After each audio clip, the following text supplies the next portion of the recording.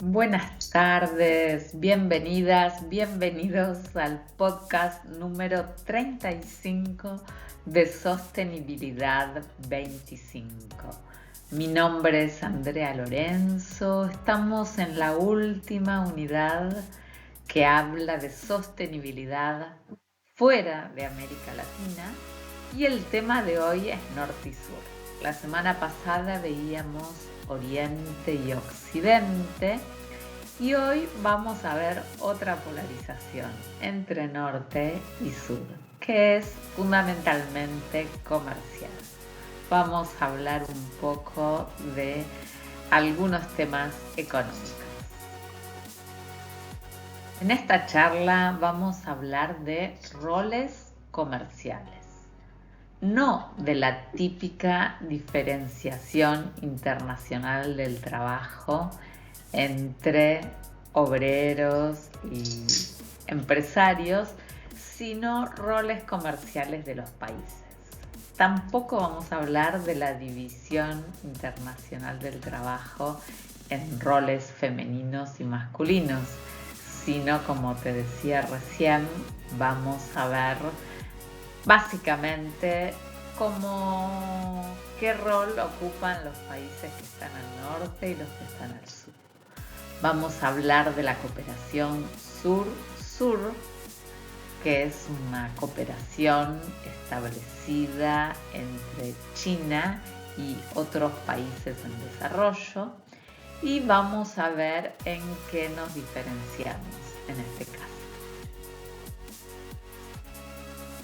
Algo que caracteriza esta división entre norte y sur me parece que es la concentración de organizaciones internacionales que se encuentran mayormente en el hemisferio norte.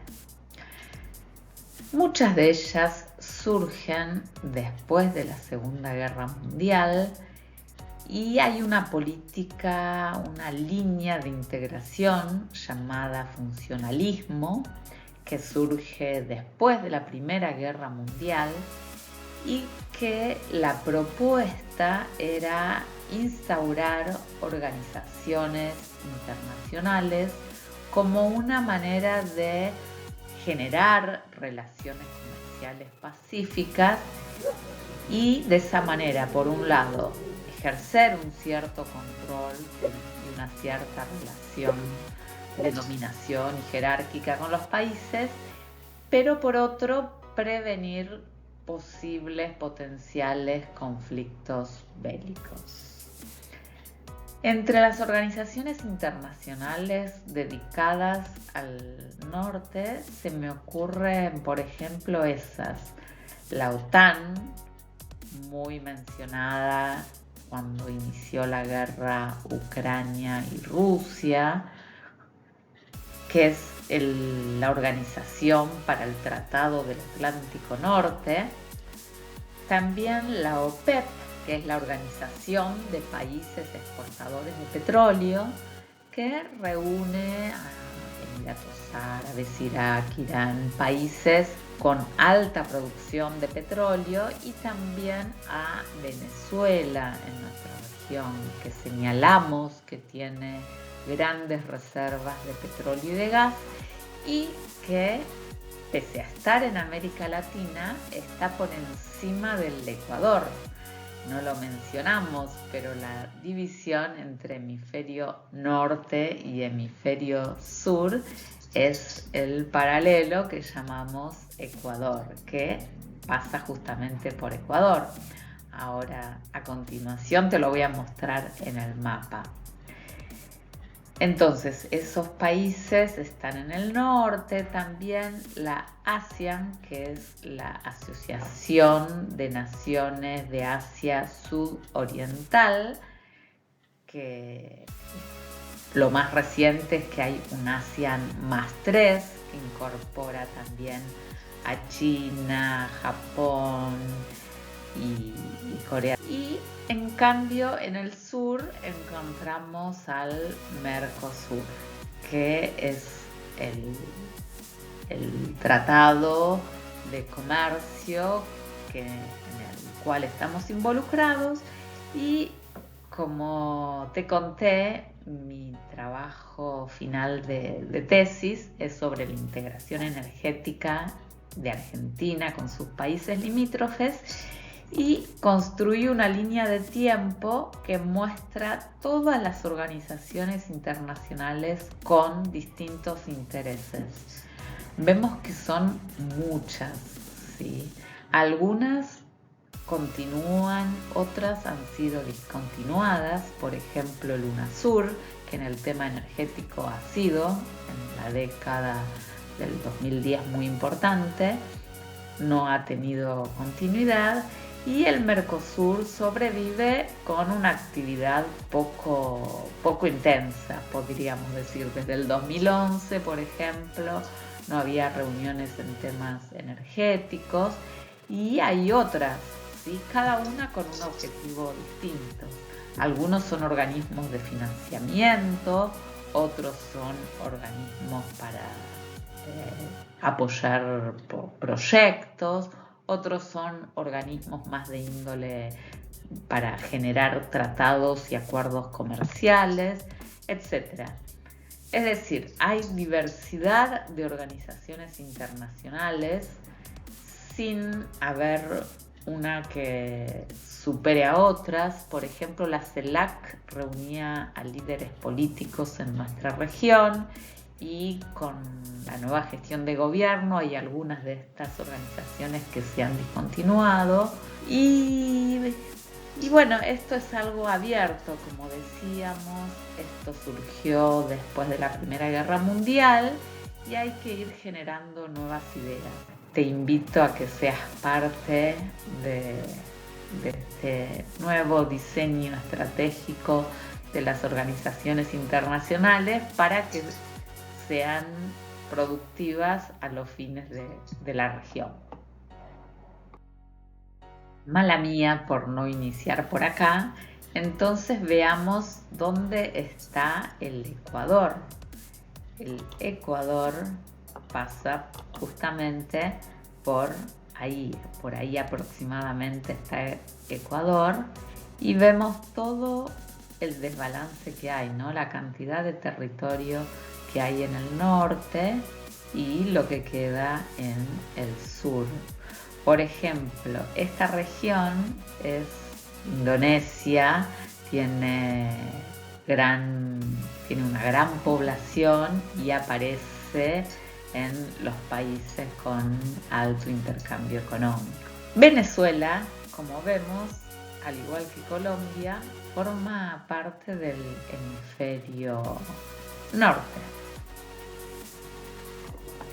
Y también algo que me interesa señalar es que si vemos que esta línea va por acá, China también está en el hemisferio norte. Esto se relaciona con el tema que vamos a ver a continuación. Como muestra basta un botón. Entonces vamos a analizar el caso de Argentina. Estamos, te recuerdo, en la unidad Sostenibilidad fuera de América Latina. Vamos a analizar cómo se relaciona Argentina comercialmente con el resto del mundo. Y en particular en esta tabla lo que vemos son los países que nos venden mercaderías. Es decir, nosotros importamos de estos países. Estos serían los 5 líderes. También vemos a lo largo de una matriz, porque tenemos desde el 2012 hasta el 2022, una década. Vemos que lidera Brasil con un 26% de las importaciones en el 2012, seguido por China en el otro extremo del mundo con un 15%, y luego Estados Unidos 12%, China 5% y Paraguay sin datos en ese año. ¿Qué pasa a lo largo de los años? Que ese porcentaje de Brasil va disminuyendo. De manera que en el 2022 alcanza el 20% y es superada por China con un porcentaje del 21%. Es decir, están ahí cabeza a cabeza, pero supera a China. Estados Unidos 13%, Alemania 3% y empieza a aparecer Paraguay. Esta alianza con Paraguay es estratégica porque, por ejemplo, se importa soja para producir en nuestro país aceite de soja y poder exportarlo a otros países. En esta diapositiva lo que vemos son los principales países receptores de las mercaderías argentinas, es decir, a quienes nosotros exportamos productos, también expresados como un porcentaje del total de exportaciones. Vemos que los países son prácticamente los mismos: Brasil, China, Chile, Estados Unidos, India, Vietnam, Perú. En este caso aparece, por ejemplo, más países de la región: Chile, Perú, lo que nos muestra una cierta hermandad. Ustedes saben que en general se establecen relaciones recíprocas, es decir, si uno les compra, también les vende. Y los porcentajes, como vemos acá, son muy similares. En el caso de Brasil, también lideraba en el año 2012 con el 20%, y en el año 2022 continúa haciéndolo con un 14%. La diferencia se achica con China, que inicia con 6 y termina con 9. Sin embargo, sigue manteniéndose Brasil como comprador de nuestras mercaderías. Luego aparece Chile, Estados Unidos, en el 2022 en tercer lugar Estados Unidos y cuarto Chile, quinto India, sexto Vietnam, Perú. Como resultado de este análisis vemos tres elementos principales. Uno, la importancia de Brasil en la región. Tiene una población de unos 250 millones de personas y es un país hermano con el que compartimos historia en las relaciones comerciales. Luego tenemos a China, que veíamos que está en el hemisferio norte y que establece una relación muy particular con América Latina que te voy a contar a continuación. Chile, Perú, antes veíamos a Paraguay, todos en la región, lo cual tiene sentido porque las distancias son más cortas, los costos de transporte también, las tarifas también deberían ser diferenciales, y vemos mucho país de Asia, esto que mencioné, que el comercio ahora se centra en el Pacífico, y tenemos China, India y Vietnam. Y el tercer elemento es Estados Unidos, con el cual también tenemos mucha historia de intercambios comerciales. La relación con China es algo que es de mucho interés y que hay que analizar profundamente, dado el rol cada vez más hegemónico que tiene en el comercio mundial. La manera de relacionarnos con un país puede ser de las dos formas. Una, como un comercio de mercaderías, es decir, importaciones y exportaciones, o también como inversión extranjera directa, que es la sigla que vemos en pantalla. Inversión extranjera directa de China en Argentina. Esto puede adoptar distintas formas: fusionarse, empresas que se fusionan, invertir en nuevos desarrollos. Los términos de ese acuerdo se hacen bajo un contrato marco, podríamos llamarlo así, que se llama Acuerdo Cooperación Sur-Sur, donde China manifiesta que es un país emergente, que esto le otorga ciertas ventajas en las negociaciones, y esto ha hecho que se incrementara la relación comercial con muchos países de Latinoamérica, estableciendo tratados de libre comercio en algunos casos. Ha hecho grandes inversiones, y en Europa y también en algunos lugares de Latinoamérica ha hecho inversiones para instalar un Belt and Road Investment, es decir, como un cinturón de inversiones en caminos, en energía, en ciertos rubros estratégicos. Y nuestro país es uno de los beneficiados con esos acuerdos comerciales. Entonces vemos en este caso el periodo que va del 2007 al 2018. Como número de transacciones, el monto en millones de dólares y la cantidad de empleo generado.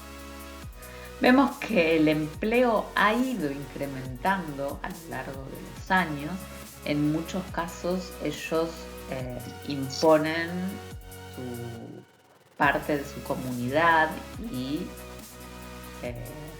destinan gente de su nacionalidad en otros países a trabajar en estas empresas, y los montos vemos que no son tan significativos, que hay números en 2010, 2011.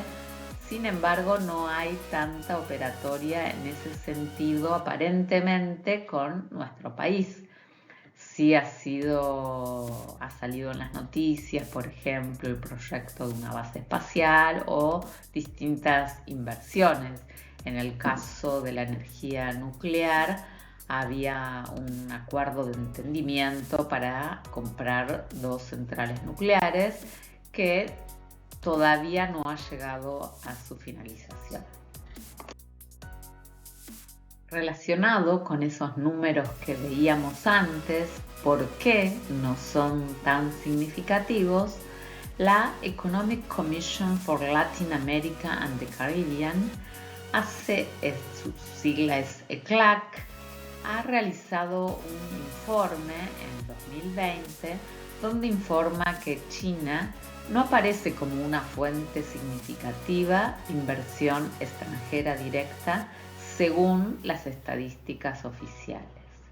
Y este organismo lo adjudica a que las inversiones se hacen a través de terceros países.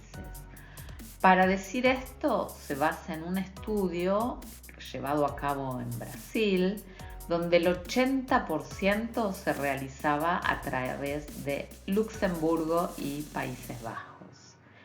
Otro autor, Dussel Peters, informa algo similar, una operatoria similar con las Islas Caimán y Vírgenes. Entonces, esto no puede citarse como una particularidad de la inversión extranjera directa de China, ya que en el informe se mencionan también otras fusiones y adquisiciones. Es decir, cuesta rastrear cómo es la operatoria con China, y actualmente habría que investigar qué continuidad hay en la actual gestión de gobierno. Podríamos preguntarnos entonces por qué Cooperación Sur-Sur. Esta iniciativa de China, como te dije, se basa en que su país está en la lista de los emergentes. Por ejemplo, el índice de desarrollo humano ha ido mejorando mucho, sin embargo, está seguramente por debajo de todos los países de América Latina. Es decir, tiene un gran volumen comercial, sin embargo, hay otras cuestiones que se tienen en cuenta para considerar a un país desarrollado. Como te decía antes, aproximadamente 40 países conforman la lista y están casi todos en Europa. Podríamos mencionar también a Estados Unidos. y seguramente Australia. ¿Qué características tiene China y en qué nos parecemos con Latinoamérica? ¿Por qué este contacto tan estrecho? De alguna manera hay una cuestión geopolítica que los países buscan generar relaciones comerciales o bases militares en distintas partes del mundo. Es la misma política que lleva a cabo Estados Unidos. Entonces, hay características que nos diferencian, porque China funciona a largo plazo, hace planes quinquenales, hace planes estratégicos de regulaciones, y las regulaciones preceden al establecimiento de una política de cooperación. En cambio, Latinoamérica parece responder a una acción reactiva, es decir, China sería proactivo, se adelanta, y Latinoamérica es reactiva, como por ejemplo cuando hablamos de mantenimiento correctivo, que se espera que algo falle. En China, como decíamos, se trabaja proactivamente, técnicas predictivas, incluso hace estrategias comerciales basadas en el análisis de riesgo. Como conclusión final, veíamos en la charla precedente que hay muchas cuestiones culturales, históricas, idioma, religión, que nos unen a la región, la distancia, la cercanía. Sin embargo, tenemos grandes volúmenes de intercambio comercial con Asia. Esto tiene su razón de ser.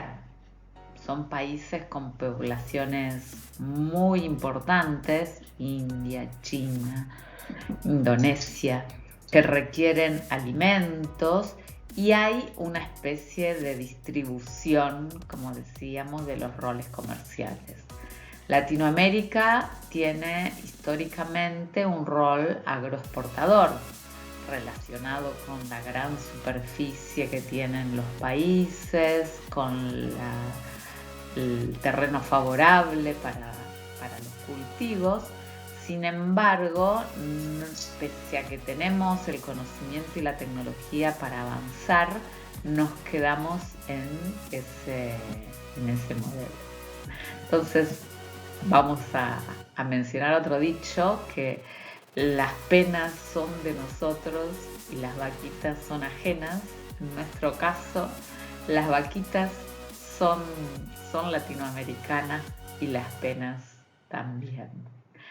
Tenemos que ver cómo lograr pasar de ampliar, es decir, mantener esas exportaciones provenientes de la ganadería y la agricultura y la provisión de alimentos, y también dedicarnos a productos de más alta tecnología. Veíamos cómo se frenaba a grupos estratégicos como el de computación, y bueno, es algo que los planes latinoamericanos tienen que tener en cuenta en sus diseños.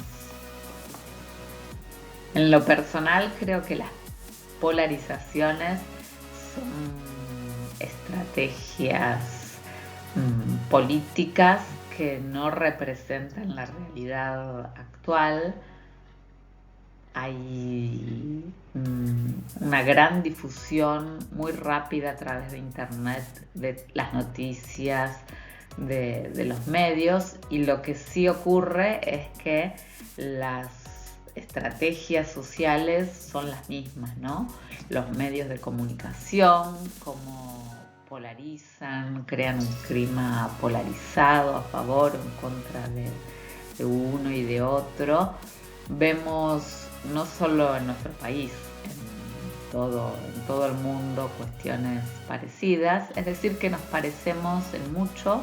Hay que cuidar la diplomacia y tratar de rescatarla como una herramienta de paz. Muy bien, muchísimas gracias por estar ahí, por escuchar. Yo también soy toda oídos a sus mensajes. Ahí vemos los medios, Instagram sostenibilidad-25, el canal de YouTube también, sostenibilidad-25, y en la web sostenibilidad25.net/inicio. Recordemos que si dejamos menos huella de carbono y más huella en el corazón, creamos futuro. Chau, chau.